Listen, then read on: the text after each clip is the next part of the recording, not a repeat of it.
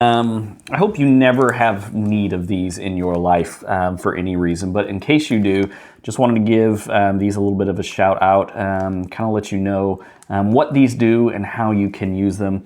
From Easy at Home, this is a multi-drug screening test, and it is searching for and helping you test for 5 different drug types in an individual. And so you've got THC, marijuana.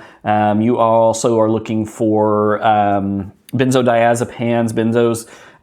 You've got cocaine, you've got amphetamines, and you've got opioids, like morphine and things like that. And the way this works is pretty simple. It's got a capped in when you open it up.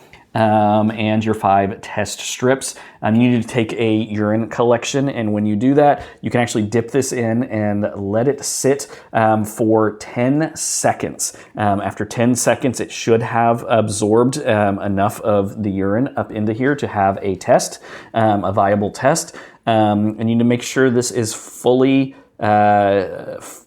immersed in order for this to work properly. Once you are done with that, you want to lay this flat, and what you will see happen is the liquid collected will actually travel up the testing surface into the C and T area.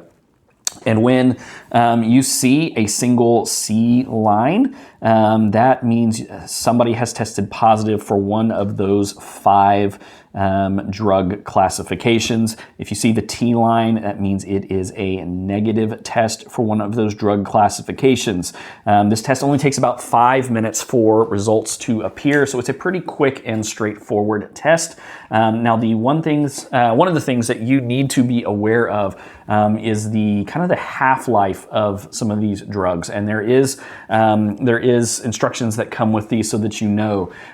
So, for instance, if someone has freshly taken one of these items, it might not appear in their urine test within 10 minutes. There's a range of minimum to maximum time of when it will appear, and so that will make a test valid or not.